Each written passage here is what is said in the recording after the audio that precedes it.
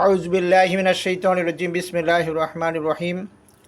সালাম দেওয়া ফরজ, উত্তর দেওয়াও আরও বড় ফরজ। প্রমাণ হিসেবে আল্লাহ রাব্বুল আলামিন কোরআনুল কারিমে সূরা নূরের ৬১ নম্বর আয়াতে বলেন, আউযু বিল্লাহি মিনাশ শাইতানির রাজিম বিসমিল্লাহির রহমানির রহিম।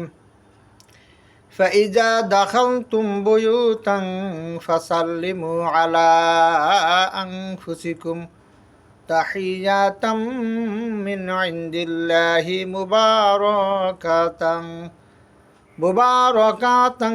তাইয়্যিবাতান কাযালিকা ইউবায়্যিনুল্লাহু লাকুমুল আয়াতি লাআল্লাকুম তাকিলুন।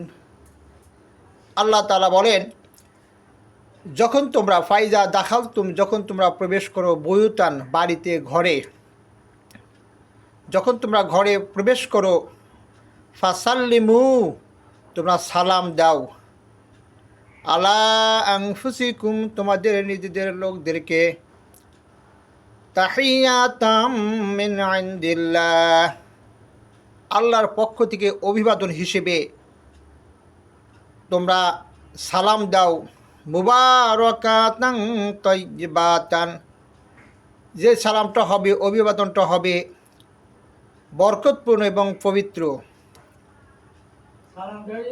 কাযালিকা ইউবায়্যিনুল্লাহু লাকুমুল আয়াতি লাআল্লাকুম তাকিলুন।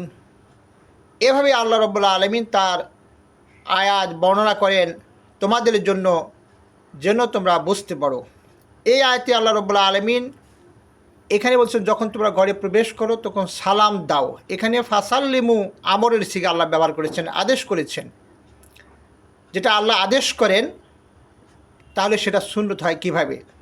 আল্লাহ বলেন ফাসাল্লিমু, আল্লাহ নিজে বলেছেন তোমরা সালাম দাও, আলা আনফুসিকুম তোমাদের নিজেদের ঘরের মধ্যে যারা থাকে তাদেরকে তোমরা সালাম দাও। কিভাবে? তাহিয়াতাম মিন ইনদিল্লাহ আল্লাহর পক্ষ থেকে সালাম দাও। সেটা অভিবাদন হিসেবে, সম্বোধন হিসেবে। সেই সালামটা কেমন? মুবারাকাতান তাইয়্যিবাতান, যেটা হলো বরকতপূর্ণ এবং পুত পবিত্র। এটা হলো আল্লাহ বলতেছেন কাযালিকা, এভাবে। এই সালাম দেওয়ার বিধিবিধান সম্পর্কে আল্লাহ বলেন, কাযালিকা ইউবায়্যিনুল্লাহু লাকুমুল আয়াতি, এভাবেই আল্লাহ রাব্বুল আলামিন তার আয়াতসমূহ, তার নিদর্শনসমূহ বর্ণনা করেন। কি জন্য? আল্লাহ রাব্বুল আলামিন বলছেন লাআল্লাকুম তাকিলুন। তো সালাম দেওয়া ফরজ, এটা আল্লাহ বলতেছেন তোমরা যেন বুঝতে পারো। এই জন্যই আল্লাহ কী করেন? তিনি তার আয়াতসমূহ বর্ণনা করেন।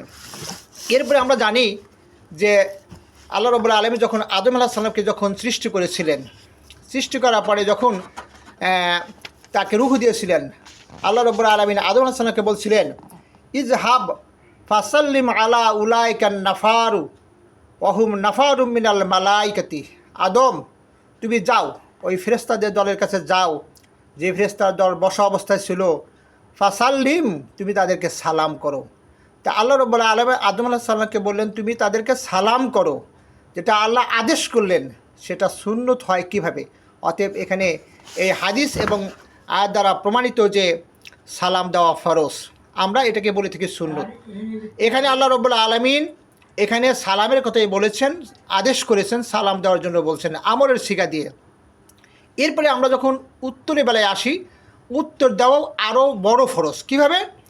আল্লাহ বলতেছেন সূরা নিসার ৮৬ নম্বর আয়াতে, ওয়াইজা হুইয়িতুম বিতাহিয়াতিন ফাহাইয়ু বিআহসানা মিনহা আও রুদ্দুহা ইন্নাল্লাহা কানা আলা কুল্লি শাইইন হাসিবা। আল্লাহ রাব্বুল আলামিন সালামের উত্তর প্রসঙ্গে বলতেছেন, ওয়াইজা হুইয়িতুম বিতাহিয়াতিন যখন তোমরা অভিবাদন পাও, সালাম পাও, ফাহাইয়ু বিআহসানা মিনহা ওই সালামের উত্তর দাও তার সে, আহসানা মানে অতি উত্তমভাবে, আরও সুন্দর করে সালামের উত্তর দাও। যখন তোমরা সালাম প্রাপ্ত হও, তোমাদেরকে সালাম দেওয়া হয়, তখন তোমরা তার সে উত্তম করে উত্তর দাও। আও রুদ্দুহা, রুদ্দুহা মানে উত্তর দাও সুন্দর করে। যে এখানে আল্লাহ রাব্বুল আলামিন বললেন যে তোমরা কি করো, সালাম প্রাপ্ত হলে, সালাম পেলে যেভাবে সালাম দিয়েছে তার সে আরও সুন্দর করে উত্তর দাও, বা হাইয়ু বি আহসানা মিনহা, যে যেভাবে সালাম দিয়েছে তার চেয়ে বেশি সুন্দর করে উত্তর দাও, আউরুদ্দুহা, সেটা উত্তর দাও। এখানে আল্লাহ আলামিন বলেন সালাম দেওয়ার উত্তর প্রসঙ্গে বলেন সালাম তার চেয়ে সুন্দর করে দাও, মানে উত্তর সুন্দর করে দাও, যেভাবে সালাম দিয়েছে তার চেয়ে উত্তরটা সুন্দর করে দাও। কেন? যে এটা হলো আল্লাহর পক্ষ থেকে একটা আদেশ। তাহলে সালামের উত্তর দেওয়ার ব্যাপারে যেখানে আল্লাহ রাব্বুল আলামিন আদেশ করতেছেন, সেটা ওয়াজিব হয় কী করে? এটাও ফরজ। এখানে আয়াত দ্বারা প্রমাণিত, ইন্নাল্লাহা, নিশ্চয় আল্লাহ, কানা আলা কুল্লি শাইইন হাসিবা, তোমরা উত্তর ঠিক মতো দাও বা না দাও, তোমরা যা কিছু করো না কেন, আল্লাহ বলেন নিশ্চয় আল্লাহ সকল বিষয়ের খবর রাখেন, হিসাব গ্রহণকারী। আল্লাহ রাব্বুল আলামিন এখানে সূরা নূরের 61 নম্বর আয়াতে সালাম দেওয়ার ব্যাপারে তিনি আদেশ করলেন, আবার সূরা নিসার 86 নম্বর আয়াতে আল্লাহ রাব্বুল আলামিন উত্তর দেওয়ার ব্যাপারেও এখানে আল্লাহ রাব্বুল আলামিন আদেশ করলেন। তাহলে দুইটাই আল্লাহ আমরের সিগা ব্যবহার করেছেন। তাহলে যখন আল্লাহ আদেশ করেন, তাহলে সেটা সুন্নত ওয়াজিব কীভাবে হয়? এটা অবশ্যই সালাম দেওয়া ফরজ এবং উত্তর দেওয়াও ফরজ। আল্লাহ রাব্বুল আলামিন